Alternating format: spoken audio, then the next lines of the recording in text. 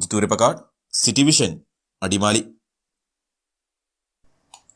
Special edition.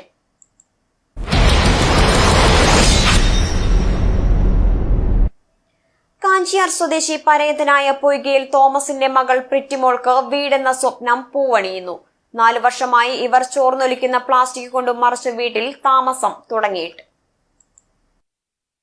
Murikkattukudy government higher secondary സ്കൂളിലെ 3ാം class വിദ്യാർത്ഥിയായ പ്രിറ്റിമോൾക്ക് പുതുവത്സര സമ്മാനമായിട്ടാണ് സ്കൂളിലെ പ്രൈമറി വിഭാഗം അധ്യാപികയായ ലബ്ബക്കട സ്വദേശി കൊച്ചുപറമ്പിൽ ലിൻസി ജോർജ് വീട് നിർമ്മിച്ച് നൽകുന്നത്.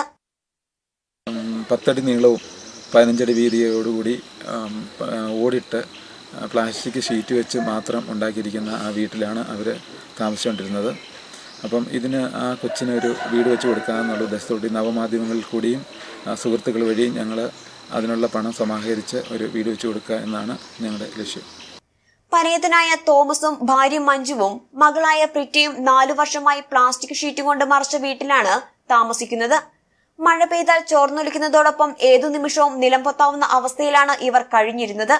ഈ സാഹചര്യത്തിലാണ് 3 ആഴ്ചകൾക്ക് മുമ്പ് പ്രിറ്റിയുടെ പിതാവ് തോമസ് ലിൻസി ടീച്ചറിനെ നേരിട്ട് കാണുകയും രോഗികളായ തങ്ങൾക്ക് സ്വന്തമായ ഒരു വീട് എന്നത് സ്വപ്നമാണെന്നും കൂടാതെ സെറ്റിൽമെന്റ് ഏരിയ ആയതിനാൽ താമസിക്കുവാൻ ഗവൺമെന്റിൽ നിന്ന് ഒരു സഹായം ലഭിക്കുകയില്ലെന്നും പറഞ്ഞത്.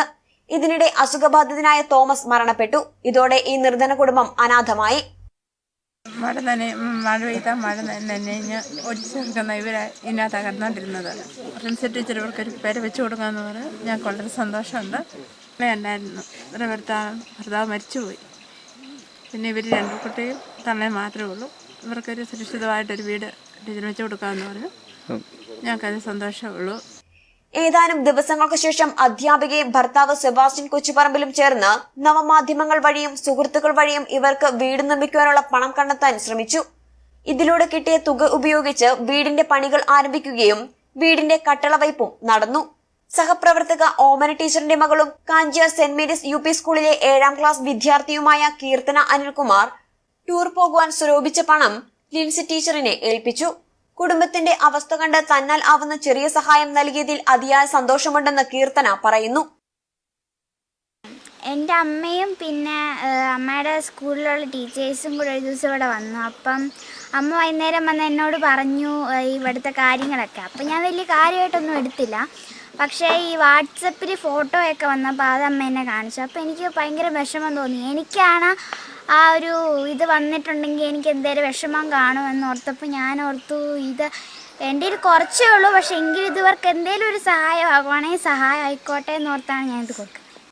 ലിൻസി എന്ന അധ്യാപിക കഴിഞ്ഞ വർഷങ്ങളിൽ സ്കൂളിൽ തന്നെ വീടുകളില്ലാത്ത 3 വിദ്യാർത്ഥികൾക്ക് വീട് നിർമ്മിച്ചു നൽകിയിരുന്നു. ഇനി സംസാര വൈകല്യമുള്ള പ്രിറ്റിമോൾക്ക് ചികിത്സ നടത്തുന്നതിനുള്ള പണം സ്വരൂപിക്കുന്നതിനും പ്രിറ്റിയുടെ പിതൃ സഹോദരപുത്രിയും സ്കൂളിലെ 2ാം ക്ലാസ് വിദ്യാർത്ഥിയുമായ ജിസ്മിക്ക് സുമനസുകളുടെ സഹായത്താൽ വീട് നിർമ്മിക്കുന്നതിനുമുള്ള തയ്യാറെടുപ്പിലുമാണെന്ന് ലിൻസി ടീച്ചർ പറയുന്നു. സ്കൂൾ ഹെഡ്മാസ്റ്റർ ജയചന്ദ്രൻ T, അധ്യാപകരായ ഷിനു മാനുവേൽ, സുരേഷ് കുമാർ, ഓമന PS എന്നിവരും പൂർണ്ണ പിന്തുണയുമായി ഇവർക്കൊപ്പമുണ്ട്. ഈ കുടുംബത്തെ സഹായിക്കുവാൻ താല്പര്യമുള്ളവർ ഈ നമ്പരുമായി ബന്ധപ്പെടുക. 9447902313. Sajo Kattappana, city vision. ശാന്തമായി ഒഴുകുന്ന